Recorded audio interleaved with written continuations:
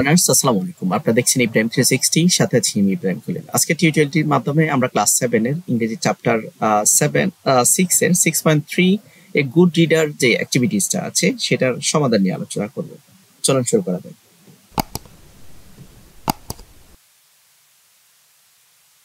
তো এখানে আমরা ইনস্ট্রাকশনটা দেখে নেই। বলছে রিড দ্য আর্টিকেল অন এন্টিলোপ। এন্টিলোপের উপরে যে একটা আর্টিকেল আছে সেই আর্টিকেলটা আমাদেরকে পড়তে বলছেন। Conversations between Rodsi and Konko that follows.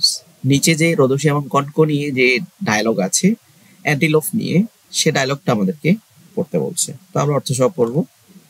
The term antelope is used to refer to many species of even toed ruminant.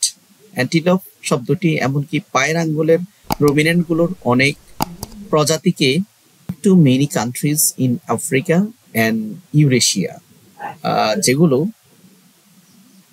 ব্যবহৃত হয় বা যেগুলো বিশেষ করে দেখা যায় আফ্রিকা এবং ইউরেশিয়াতে।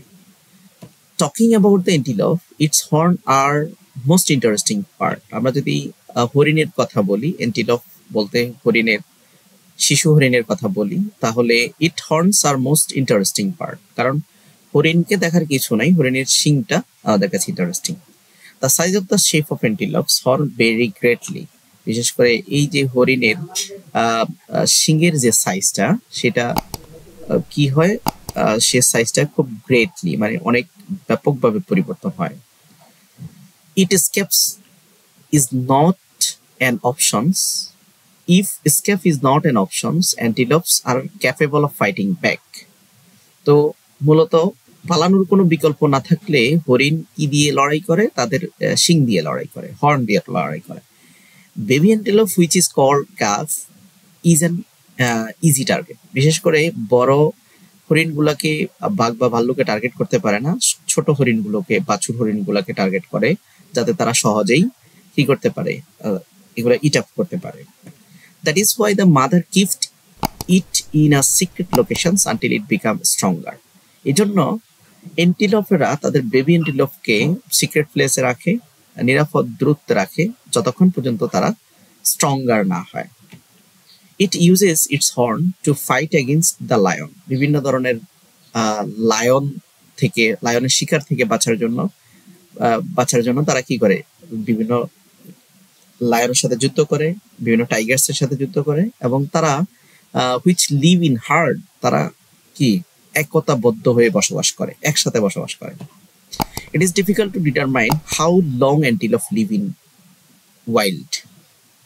এটা বলা কঠিন তারা কতদিন এই বনে বসবাস করে বা সার্ভাইভ করে, বেঁচে থাকে। এন্টিলোপস ইটস ট্রি রুটস। এন্টিলোপরা বিশেষ করে খায় কি, হরিণগুলো কি খায়? বনের মধ্যে খায় লিভস, বিভিন্ন পাতা খায়, বিভিন্ন প্ল্যান্টস, উদ্ভিদ খেয়ে তারা বেঁচে থাকে, গ্রাস অ্যান্ড ফ্লাওয়ার্স খেয়ে বেঁচে থাকে। A number of subspecies are endangered. কিছু কিছু প্রজাতি আছে যেগুলো খুব বিপদের মধ্যে আছে, বিপন্ন। and many species antelopes are imported to other part of the world. বিভিন্ন কিছু স্পেসিস আছে, এন্টিলোপের কিছু প্রজাতি আছে বিভিন্ন পৃথিবীর বিভিন্ন প্রান্ত থেকে দেখা যায়, পাওয়া যায়, স্পেশালি ইউনাইটেড স্টেটস, বিশেষ করে আরব আমিরাত থেকে। and for exotic game hunting, হরিণে আমদানি করা হয় বিশেষ করে ফর এক্সোটিক গেম হান্টিং,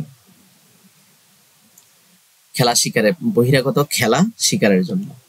যাই হোক, এখানে যে একটা কনভারসেশন আছে এটা আমরা একটু পড়ে নিব। The conversation between Rodsi and Konko. Rodsi, hey Konko, how is it going, মানে কেমন দিন যাচ্ছে তোমার, বা তুমি কেমন আছো? ফাইন। তো রোদসি বলছে what is that in your hand, তোমার হাতে কি আছে? It's an article. কনকো বলতেছে এটা একটা আর্টিকেল।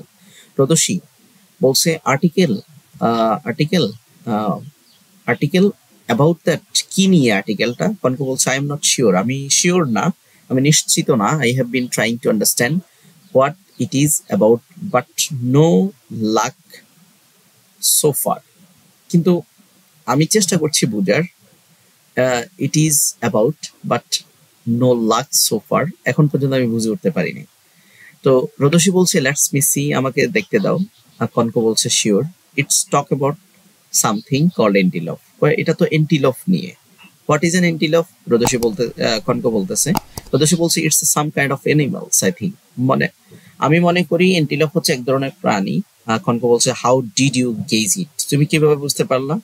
রোদসী বলছে look, in the second paragraph there is a sentence about its food habit. এটা খাদ্যাভ্যাস নিয়ে কিন্তু লেখা হয়েছে, বলা হয়েছে it eats, এটা খায় food, so it's will be an animal. যেহেতু পাতা খায়, গাছ খায়, তো এগুলো তো নিশ্চয় কোনো হিউম্যান না, animals.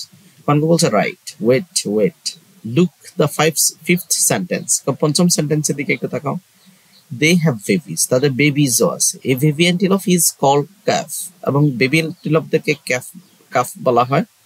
Lions and other predator hunt them, এবং বিভিন্ন বিশেষ করে সিংহ বা অন্যান্য প্রাণীরা তাদেরকে শিকার করে।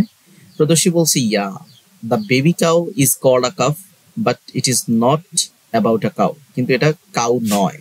Let's find out where it lives, চলো আমরা খুঁজে বের করি কোথায় এরা থাকে।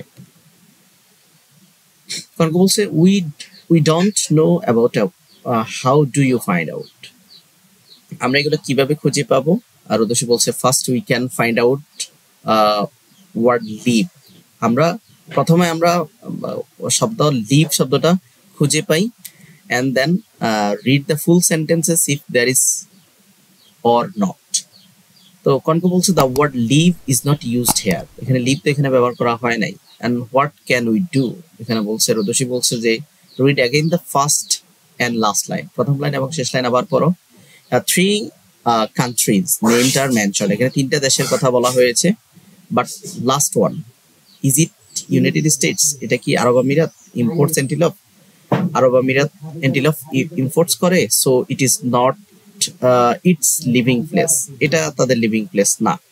The first two are likely to be, if there was a picture of it or a headlines of this paragraph we could easily understand, তারা কোথায় বসবাস করে এটা দিয়ে আমরা বুঝতে পারি। আর দ্বিতীয়ত আমরা বুঝতে পারি why is this paragraph written, কেন এই প্যারাগ্রাফটা লেখা হয়েছে।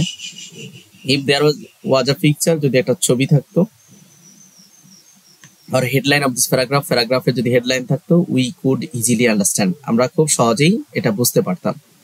but now to find out this we have to read it carefully, তো এটা যেহেতু ছবি নাই, কোনো হেডলাইন নাই, কোথায় বসবাস করে স্পষ্ট না, সেক্ষেত্রে আমরা এটা বুঝতে পারি, এটা খুব কেয়ারফুলি পড়তে হবে। কনক বলছে one thing I notice is the last part, thing I notice in the last part nowadays it is endangered, এখন